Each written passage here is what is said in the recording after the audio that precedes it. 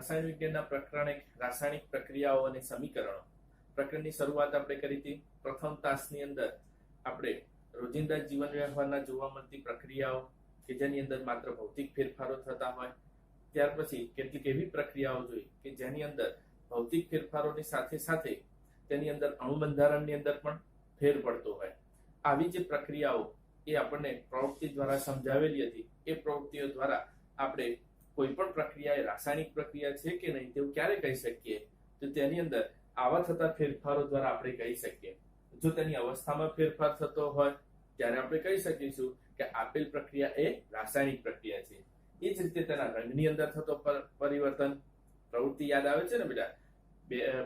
Potassium iodide અને lead nitrate ના મિશ્રણને જ્યારે મિક્સ કરવામાં આવે છે ત્યારે તેની અંદરથી બનતું નવું દ્રાવણ એ પીળા રંગનું હોય છે. તો રંગની અંદર થતું પરિવર્તન, નવો વાયુ ઉત્પન્ન થવો, મંદ હાઇડ્રોક્લોરિક એસિડ અથવા તો સલ્ફ્યુરિક એસિડના દ્રાવણની અંદર જ્યારે ઝિંક મેટલ આપણે ઉમેરીએ છીએ ત્યારે આપણને એક નવો જ વાયુ એટલે કે હાઇડ્રોજન વાયુ આપણને આ પ્રવૃત્તિમાં મળે તો નવો વાયુ ઉત્પન્ન થાય છે. તેમજ તાપમાનની અંદર થતું પરિવર્તન. આવા ફેરફારો થતા હોય તો તે પ્રક્રિયાઓ રાસાયણિક પ્રક્રિયા અનુભવે છે તેવું આપણે કહી શકીએ. હવે આપણે આગળ વધવું છે બેટા. આ તાસની અંદર રાસાયણિક જે પ્રક્રિયાઓ હતી એ રાસાયણિક પ્રક્રિયાઓનો આપણે શાબ્દિક વર્ણન કરીએ છીએ. હું પહેલી જ પ્રવૃત્તિ યાદ કરાવું કે મેગ્નેશિયમની જે પટ્ટી છે એ મેગ્નેશિયમની પટ્ટીને જ્યારે હવામાં સળગાવવામાં આવે છે ત્યારે તેમાંથી મેગ્નેશિયમ ઓક્સાઇડ બને છે. આખી આ જે રાસાયણિક પ્રક્રિયા હતી એ રાસાયણિક પ્રક્રિયાનું અહીંયા આપણે એક શાબ્દિક વર્ણન કરેલું છે. પરંતુ બેટા શાબ્દિક વર્ણન એ તો લાંબુ વર્ણન થઈ ગયું. શું આપણે આ જે વર્ણન હતું એને સંક્ષિપ્તમાં અથવા તો ટૂંકા સ્વરૂપમાં લખી શકીએ ખરા? લખી શકાય. તો તે માટે આપણે શું કરી શકીએ? તો શાબ્દિક જે વર્ણન છે એ શાબ્દિક વર્ણનને શાબ્દિક સમીકરણના સ્વરૂપની અંદર ટૂંકમાં આપણે લખવું હોય તો લખી શકીએ. ચલો એ પ્રવૃત્તિની અંદર જોઈ લો. રાસાયણિક પ્રક્રિયાને આપણે શાબ્દિક સમીકરણના સ્વરૂપની અંદર લખીએ.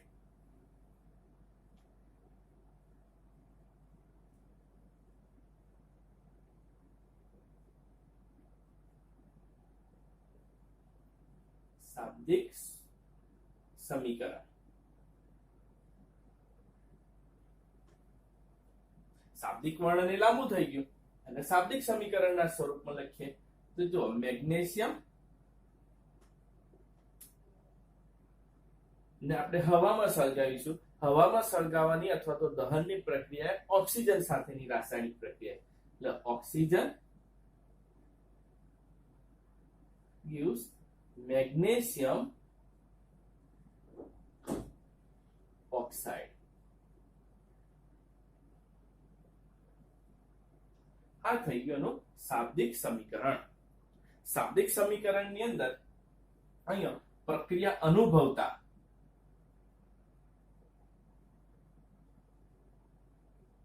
અનુભવતા પદાર્થો, પ્રક્રિયકો છે તરીકે ઓળખીશું. બનતા નવા જે પદાર્થો છે, નવા પદાર્થો અને આપણે નિપજ પ્રોડક્ટ એવું કહીશું. આ રિએક્ટર છે, આ પ્રોડક્ટ છે, નિપજ તરીકે તેને ઓળખીશું. પ્રક્રિયકો અને નિપજો વચ્ચે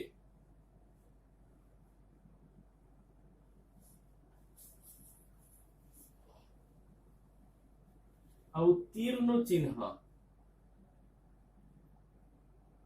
કરવામાં આવે છે. અહીંયા આપણે તીરનું ચિહ્ન કરેલું છે.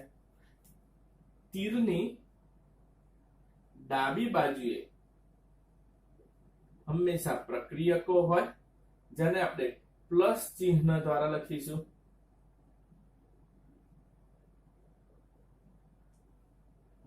આ તીરની જમણી બાજુ, આ બાજુ અથવા તો અગ્રભાગ તીરનો એને પણ પ્લસ ચિહ્ન દ્વારા નિપજો લખાય.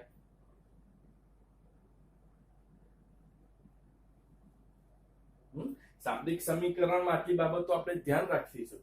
પ્રક્રિયકો ડાબી બાજુએ લખીશું કે જે પ્રક્રિયા અનુભવે છે. પ્રક્રિયા અનુભવીને બનતા નવા પદાર્થો તેને આપણે નિપજ કહીશું, જેના તીરના અગ્રભાગે અથવા તો તીરની જમણી બાજુએ લખવામાં આવતા હોય છે. તીરના ચિહ્ન વડે આપણે બંને જે પ્રક્રિયકો અને નિપજો છે એ બંનેને આપણે આ રીતે છૂટા પાડી શકીએ. આ થયું શાબ્દિક વર્ણનનું એક શાબ્દિક સમીકરણના સ્વરૂપની અંદર લખી દઉં. મેગ્નેશિયમ વત્તા ઓક્સિજન બરાબર મેગ્નેશિયમ ઓક્સાઇડ.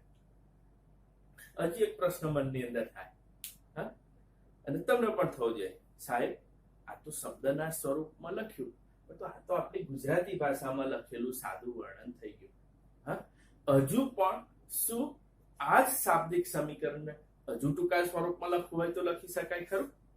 ચોક્કસ બેટા લખી શકાય, પણ તે માટે આપણને મેગ્નેશિયમ ઓક્સિજન મેગ્નેશિયમ ઓક્સાઇડ ના આણ્વીય સૂત્રો આપણને આવડતા હોવા જોઈએ.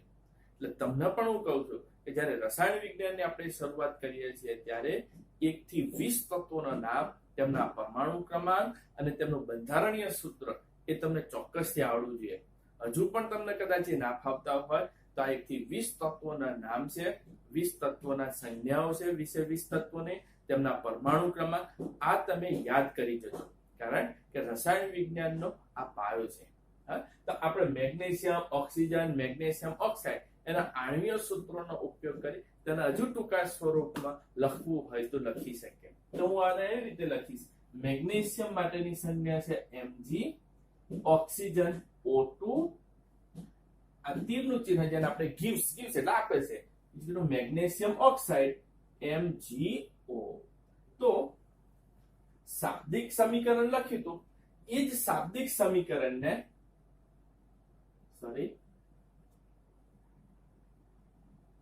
શાબ્દિક સમીકરણ આણ્વીય સૂત્રોનો ઉપયોગ કરીને જ્યારે લખાય છે ત્યારે એને આપણે રાસાયણિક સમીકરણ એવું કહીશું. આ થઈ ગયું રાસાયણિક સમીકરણ છે. Mg વત્તા O2 gives MgO. સ્વાભાવિક છે, આ શાબ્દિક વર્ણન હતું, એ જ રીતે આણ્વીય સૂત્રોનો ઉપયોગ કર્યો. ડાબી બાજુએ પ્રક્રિયકો, જમણી બાજુએ નિપજો, અગ્રભાગે નિપજો રહેલી હોય છે.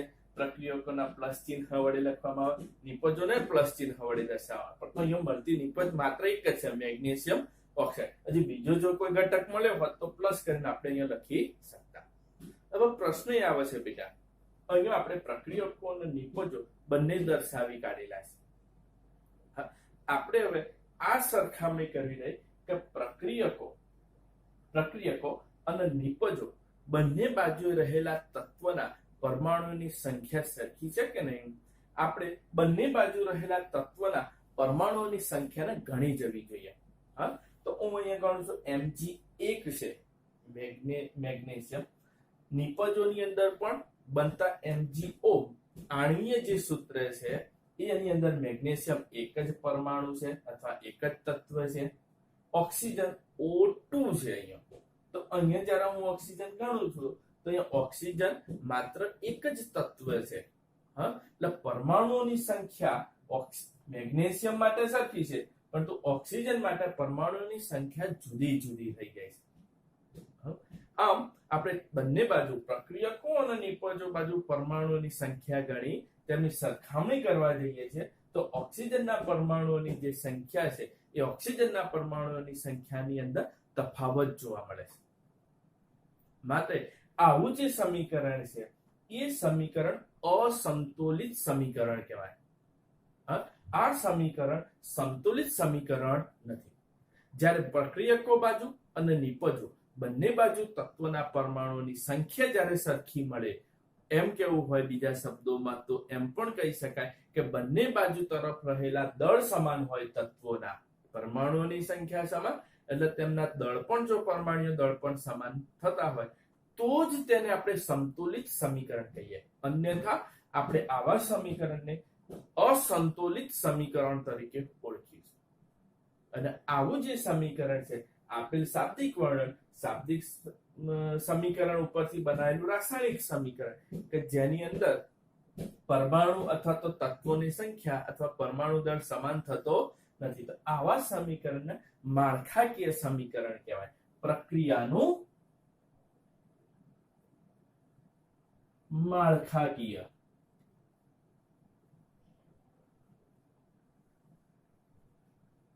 કહે છે. આવા માળખાકીય સમીકરણ કે જે સંતુલિત ના હોય તો એને આપણે સંતુલિત કરવું જોઈએ. સંતુલિત શા માટે કરવું જોઈએ? આ પાછો બીજો પ્રશ્ન. ધોરણ 9 ની અંદર આપણે દળ સંચયનો નિયમ જોઈ ગયા છે. દળ સંચયના નિયમ અનુસાર દળ ઉત્પન્ન પણ થતું નથી અને દળનો વિનાશ અથવા તો નાશ પણ થતો નથી. આથી પ્રક્રિયકો જ્યારે પ્રક્રિયા અનુભવી અને નિપજ બનાવે છે ત્યારે રહેતા તત્વોના પરમાણુ દળ છે એ દળ હંમેશા સમાન જ હોય છે.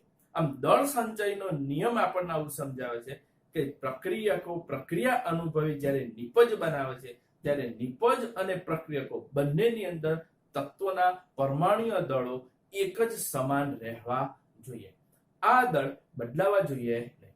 એટલા માટે પ્રક્રિયકો તરફ અને નિપજો તરફ રહેલા તત્વોના પરમાણુની સંખ્યા એક જ સમાન હોવી જોઈએ. આ આવશ્યક વાત છે.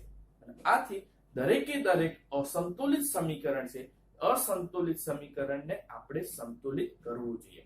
દાખલા તરીકે અહીંયા mg + O2 gives mgO છે. આ સમીકરણને સંતુલિત કરવા હું શું કરી શકું? mg + O2 gives mgO. ફરીથી લખી કાઢીશું માળખાકીય સમીકરણ. અહીંયા ઓક્સિજનના 2 પરમાણુ છે. મારે અહીંયા ઓક્સિજનના 2 પરમાણુઓ કરવા માટે હું જમણી બાજુએ અહીંયા MgO ની આગળ 2 લખું છું. આ એક સાદું સમીકરણ લઈ લીધું છે અને એને સંતુલિત અથવા બેલેન્સ કરવા માટેનો આપણે પ્રયત્ન કરીએ છીએ. સંતુલિત સમીકરણના તબક્કાવાર કેટલાક નિયમો છે.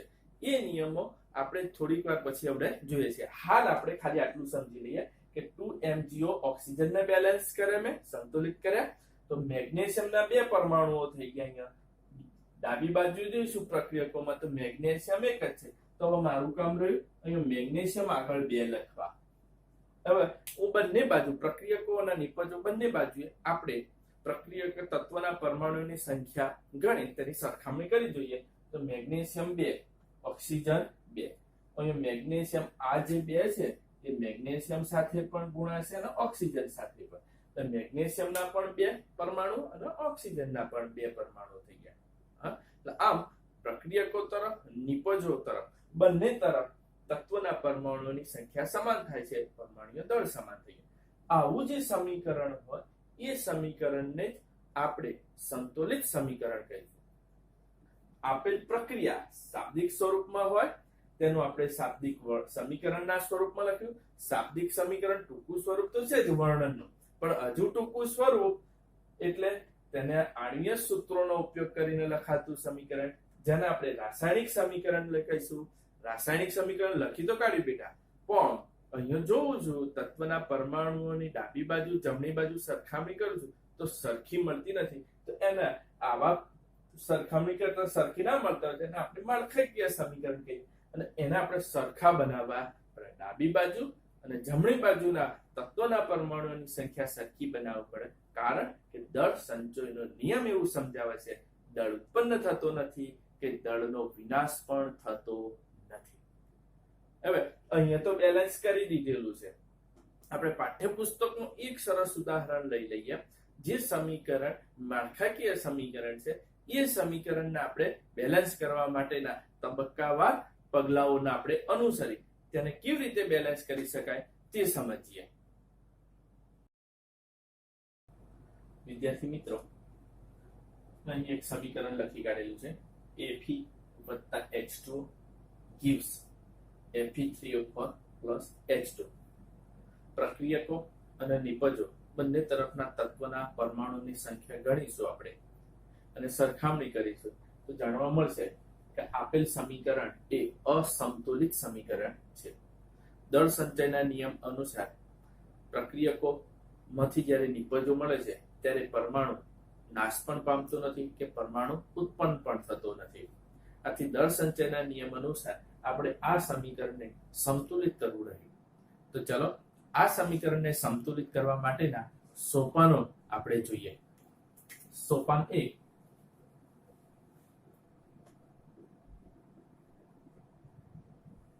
સોપાન એટલે કે સ્ટેપ. પહેલા સ્ટેપમાં આપણે શું કરીશું, તો આપેલ જે સમીકરણ છે બેટા, આખા સમીકરણમાં જેટલા પણ આણ્વીય સૂત્રો આપેલા છે એ બધા જ આણ્વીય સૂત્રોને એક ખાનાની અંદર મૂકી દઈશું. એટલે કે આપેલ પહેલું જે સમીકરણ છે, આપેલ સમીકરણ એ આ રીતનું બની જશે. Fe એને હું ખાનામાં મૂકી દઉં છું, વત્તા H2O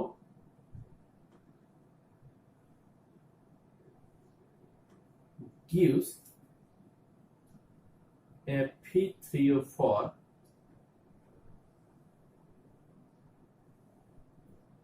વત્તા H2.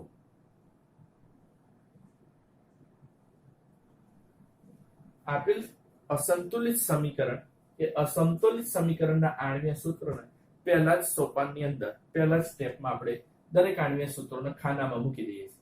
ખાનામાં મૂકવાનું કારણ એક જ છે કે આપણે આ ખાનાની અંદર રહેલા જે આણ્વીય સૂત્રો છે એની અંદર કોઈ ફેરફાર ના કરી નાખીએ.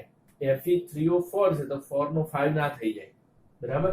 એની અંદર આપણે કોઈ જ ફેરફાર કરી શકીએ નહીં. એટલા માટે પહેલેથી જ આપણે આખા આણ્વીય જે સૂત્રો છે સમીકરણમાં રહેલા બધા જ આણ્વીય સૂત્રોને આપણે એને એક બોક્સની અંદર મૂકી દઈએ છીએ. ખાનાની અંદર આપણે આ મૂકી દીધા. પહેલું સોપાન ક્લિયર, એકદમ સહેલું છે. સૌપ્રથમ આપેલા અસંતુલિત સમીકરણના દરેકે દરેક આણ્વીય સૂત્રને અથવા તો પ્રત્યેક આણ્વીય સૂત્રને ખાનાની અંદર મૂકી દઈશું. સોપાન 2,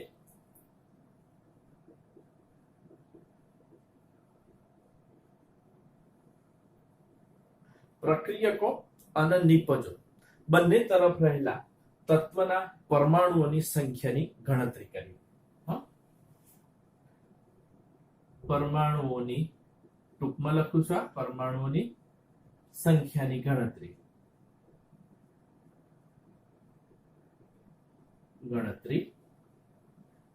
અહીંયા એલિમેન્ટ ઈ કરું છું, રિએક્ટર એટલે કે પ્રક્રિયકો તરફ, અને નિપજો એટલે કે પ્રોડક્ટ તરફના. અહીંયા તત્વ જોઈએ આપણે તો Fe તત્વ છે, પછી છે હાઇડ્રોજન H અને ઓક્સિજન O. પ્રક્રિયકો તરફ રહેલા પરમાણુઓની સંખ્યા ગણીએ તો Fe એક જ છે, હાઇડ્રોજન H2 છે એટલે હાઇડ્રોજન પાછળ બે પરમાણુઓ છે, H2 એટલે બે પરમાણુઓ, ઓક્સિજન એક જ. નિપજ તરફ તત્વના પરમાણુઓની સંખ્યા ગણીએ તો Fe3 છે, તો અહીંયા પ્રોડક્ટ બાજુ 3 લખી કાઢીશું. હાઇડ્રોજન H2 2 છે તો અહીંયા 2 લખીશું. Oxygen O4 4. આમ બીજા સોપાન પણ એકદમ સહેલું છે. બંને તરફ રહેલા પ્રક્રિયકો અને નિપજો બંને તરફ રહેલા પરમાણુઓની સંખ્યાની આપણે ગણતરી કરી લઈએ. કરી લીધી. સોપાન 3 ની અંદર શું કરવાનું છે બેટા? પરમાણુની સંખ્યાની ગણતરી આપણે આગળના સોપાનમાં કરી લીધી છે. વના સોપાનમાં શું કરીશું? સૌથી વધુ પરમાણુ ધરાવતું હોય એવું સંયોજન પસંદ કરવાનું. સૌથી વધુ પરમાણુ ધરાવતું હોય એ પ્રક્રિયક તરફ હોય શકે અથવા નિપજ તરફ, બંનેમાંથી ગમે તે તરફ એવું સંયોજન પસંદ કરી તે સંયોજનમાં રહેલા તત્વોને આપણે સમતોલિત કરીશું. તો અહીંયા સ્ટેપ 2 ની અંદર તમે જુઓ તો અહીંયા ઓક્સિજનના 4 પરમાણુ સૌથી વધારે છે, તો એની પસંદ સરળતા ખાતર છે. એવું કશું નથી કે 4 ની જ પસંદગી કરી, કોઈ પણ લઈને સંતુલિત કરી શકીએ, પણ એક સરળતા ખાતર આપણે વધુ પરમાણુ ધરાવતું હોય એવું સંયોજન પસંદ કરી તેને સંતુલિત કરવાનો પ્રયત્ન કરીશું. તો સોપાન 3 માં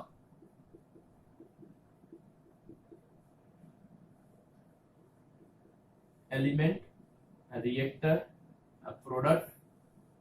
એલિમેન્ટની પસંદગી શરૂઆતમાં આપણે ઓક્સિજનની પસંદગી કરીએ છીએ.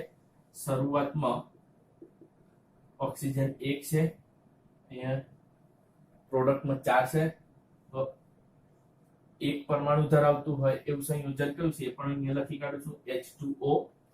અને 4 વાળું સંયોજન કયું? ઓક્સિજન વાળું, 4 ઓક્સિજન ધરાવતું હોય એવું, તો અહીંયા નીચે લખી કાઢ્યું Fe3O4. હવે સંતુલિત કર્યા પછી અથવા તો સમતોલિત કરવા માટે આપણે શું કરીશું? આપણે આવું કરી શકીએ કે જો અહીંયા 1 અને અહીંયા 4 પરમાણુ છે તો 1 ને હું ગુણી કાઢું 4 વડે અને 4 ને ગુણીશું ખાલી 1 વડે, તો 1 ગુણ્યા 4 એટલે રિએક્ટર તરફ, પ્રક્રિયકો તરફ ઓક્સિજન પરમાણુ 4 થઈ જશે. નિપજના પરમાણુઓ પણ કેટલા થવાના? 4 એકા 4 એટલે 4 થઈ જશે. આ 1 ગુણ્યા 4 લખ્યો તેનો અર્થ એવો થાય કે આપણે જ્યારે પણ સંતુલિત કરીશું પ્રક્રિયકો તરફ H2O ને સંયોજનને, તો એ વખતે એને આપણે 4 વડે ગુણીશું. સંતુલિત કર્યા પછીનું સમીકરણ કેવું થઈ જશે? તો થશે, પહેલા તો સોપાન 1 ની અંદર આપેલું છે રીતે જ હું લખી કાઢું, Fe વત્તા H2O gives Fe3O4 વત્તા H2, બધા બોક્સમાં છે.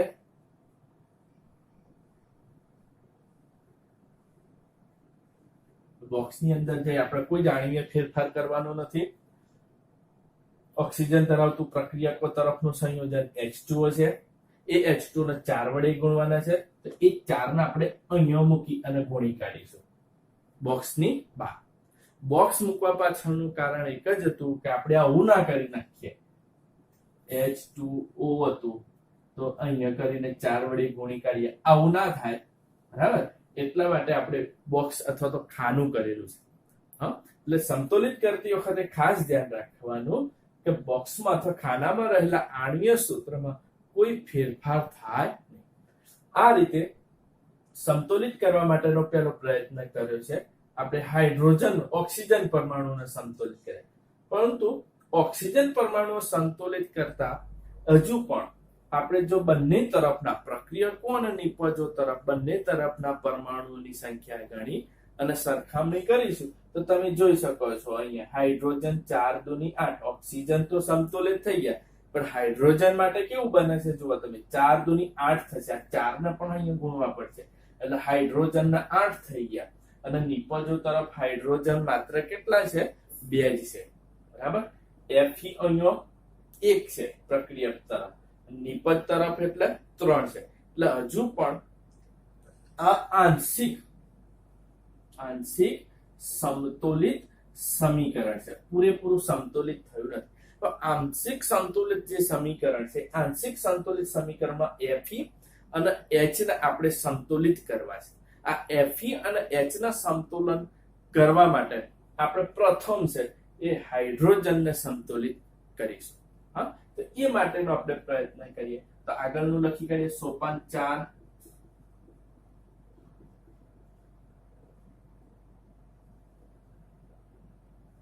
આંશિક સંતુલિત સમીકરણમાં Fe અને H સમતુલિત નથી, બરાબર છે? પ્રથમ H ને સમતુલિત કરતા, ઓકે, H ને સંતુલિત કરીશું. હું વર્ણન બધું અહીંયા લખતું નથી, તો આપણે એવું કહી શકીએ કે અહીંયા હાઇડ્રોજનના 8 પરમાણુઓ છે, અહીંયા હાઇડ્રોજનના 2 છે. જો નિપજો તરફ H2 ને આપણે 4 વડે ગુણી કાઢીએ, અહીંયા 4, તો 4 દુ 8 નિપજ તરફ, અને અહીંયા તો પ્રક્રિયક તરફ 8 હાઇડ્રોજન હતા. એટલે સંતુલિત કરવા માટે આપણે H2 ને 4 વડે ગુણીશું. તો હવે સમીકરણ આ રીતનું થઈ જવાનું, Fe વત્તા આ હતું FH2O gives Fe3O4 વત્તા H2. સંતુલિત કરવા માટે હાઇડ્રોજન H2 ને 4 વડે ગુણી કાઢીએ. ફરીથી સંતુલિત કર્યા પછી હાઇડ્રોજન, ઓક્સિજન પહેલા સંતુલિત કર્યા, હાઇડ્રોજન ને સંતુલિત કરી દીધા. માત્ર Fe એટલે કે આયન ને સંતુલિત કરવાનું આપણે બાકી રહી જાય છે. Fe ને પણ સંતુલિત કરીએ આગળના સોપાનમાં. સોપાન 5 જો અહીંયા Fe 1 છે અને Fe ના 3 પરમાણુઓ છે, તો પ્રક્રિયક તરફ Fe ને આપણે 3 વડે ગુણી કાઢીએ તો પ્રક્રિયક અને નિપજ તરફ Fe પણ સંતુલિત થઈ જશે. તેમ કરતા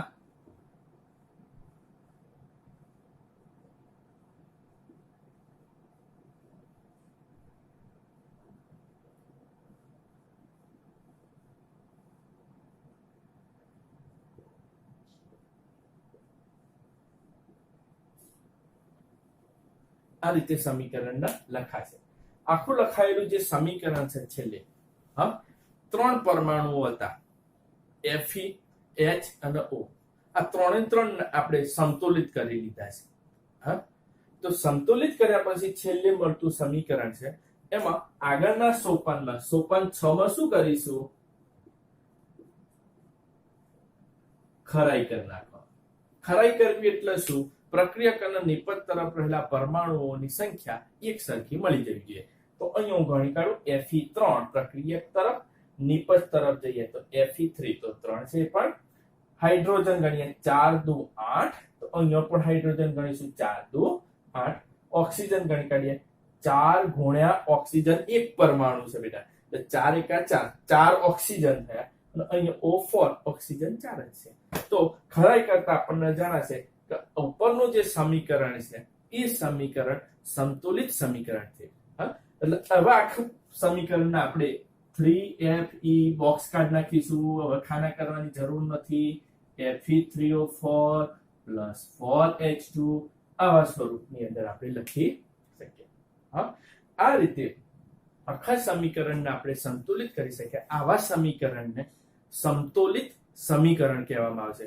અને સમીકરણને માળખાકીય સમીકરણ હોય, આપણું માળખાકીય સમીકરણ હતું, એ માળખાકીય સમીકરણને સંતુલિત કરવાની જે આખી પદ્ધતિ એને હિટ એન્ડ ટ્રાયલ વિધિ તરીકે ઓળખવામાં આવશે. હિટ એન્ડ ટ્રાયલ, પ્રયત્ન અને ભૂલ. પ્રયત્ન કરીશું, બેલેન્સ કરતા પાછા કોઈ પરમાણુની સંખ્યામાં પાછી ભૂલ પડે, પાછી સુધારીશું. આવી પદ્ધતિ હિટ એન્ડ ટ્રાયલ વિધિ તરીકે તેને ઓળખવામાં આવે છે. હજુ પણ બેટા સોપાન 7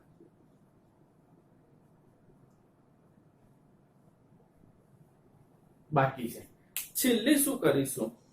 હજુ સમીકરણને બધું ચોક્કસ બનાવવું છે. એ માટે આપેલ જે સમીકરણ છે એ સમીકરણની અંદર દરેકે દરેક પદાર્થો અથવા તો સંયોજન છે તેની ભૌતિક અવસ્થાઓ દર્શાવતી સંજ્ઞાઓ લખવી જરૂરી છે. આવું કરીશું ને તો જ આપણું સમીકરણ વધુ અર્થસૂચક બનશે. બરાબર? તો એ માટે આપણે આવું યાદ રાખીશું. જો કોઈ ઘન પદાર્થ હોય તો ઘન માટે સોલિડ એટલે S કરાય. પ્રવાહી એ લિક્વિડ ફોર્મમાં હોય L કરીશું. વાયુ સ્વરૂપમાં રહેલ સંયોજન હોય તો ગેસ સ્વરૂપ છે એટલે એને G કરીશું. જલીય હોય, દ્રાવ્ય સ્વરૂપમાં કોઈ નિપજ મળતી હોય તો એને એક્યુએસ તરીકે એને એક્યુ સ્વરૂપની અંદર લખીશું. તો એ આ સંજ્ઞાઓનો ભૌતિક અવસ્થાઓ દર્શાવતી સંજ્ઞાઓ અહીંયા વાપર્યા આપણા સમીકરણમાં. તો Fe સોલિડ સ્વરૂપમાં છે એટલે S કરી નાખ્યો. અહીંયા નાનો S કરવાનો છે નીચે. 4H2O H2O ગેસ સ્વરૂપમાં, વાયુ સ્વરૂપમાં લેવલ છે G કર્યો. gives Fe3O4 એ એક ઘન સ્વરૂપમાં મળશે, સોલિડ S ચિહ્ન કરી નાખ્યું. 4H2 ગેસના સ્વરૂપમાં એને આપણે G વડે દર્શાવીશું. Fes સોલિડ ઘન સ્વરૂપ છે, H2O ગેસ વાયુ સ્વરૂપ, Fe3O4 સોલિડ છે એટલે S, અને 4H2 એ પણ ગેસ સ્વરૂપની અંદર છે. હજુ પણ સમીકરણની અંદર રહેલી પરિસ્થિતિઓ, જેમ ભૌતિક અવસ્થા છે એ રીતે ભૌતિક પરિસ્થિતિ પણ હોઈ શકે. તાપમાન છે, દબાણ છે, ઉદ્દીપક છે. તો તાપમાન, દબાણ અને ઉદ્દીપકો તીરની ઉપર અથવા તો નીચે, કોઈ પણ અનુકૂળ જે રીતનું હોય એ ઉપર અથવા તો નીચે બંને તરફ આપણે દર્શાવી શકીએ. આ રીતે લખેલા જે સમતોલિત સમીકરણો છે એ સમતોલિત સમીકરણો ખૂબ જ અર્થસૂચક બનતા હોય છે. તમને થશે કે સાહેબ આ સમતોલિત સમીકરણ કરી નાખીએ, આવું સમીકરણ લખાડીએ તો એ સમતોલિત સમીકરણનું મહત્વ શું, એનો ફાયદો શું? તો બેટા એના 3 ફાયદાઓ છે. એક તો પ્રક્રિયકો અને નિપજો બંનેના કેટલા મોલ છે, સમતોલિત સમીકરણ હોય તો કેટલા મોલ છે પ્રક્રિયક અને નિપજ તરફ તે આપણે જાણી શકીએ. બીજી વસ્તુ, પ્રક્રિયકોમાં કેટલો જથ્થો વપરાયો છે અને નિપજોની અંદર કેટલો જથ્થો ઉત્પન્ન થયો છે અથવા તો મળ્યો છે તે પણ આપણે જાણી શકીએ. ફરીથી પહેલા મુદ્દામાં શું કહીશું? કેટલા મોલ છે પ્રક્રિયક નિપજ તરફ તે. બીજો મહત્વનો મુદ્દો એનો, બીજું મહત્વ સમતોલિત સમીકરણનો કે પ્રક્રિયકોમાં કેટલો જથ્થો વપરાયો, નિપજોમાં કેટલો જથ્થો મળ્યો છે તે જાણી શકીએ. અને ત્રીજું મહત્વનો છે કે રાસાયણિક સમીકરણની અંદર પદાર્થોને ભૌતિક સ્થિતિ આપણે જાણી શકીએ. ઘન છે, પ્રવાહી છે, વાયુ છે કે જલીય સ્વરૂપ છે, આવા દરેકે દરેક સંયોજનોની કે પછી પ્રક્રિયા તરફ હોય કે નિપજ તરફ તેની ભૌતિક સ્થિતિ આપણે જાણી શકીએ. તો આ રાસાયણિક સમીકરણ, સંતુલિત રાસાયણિક સમીકરણનું મહત્વ થયું છે.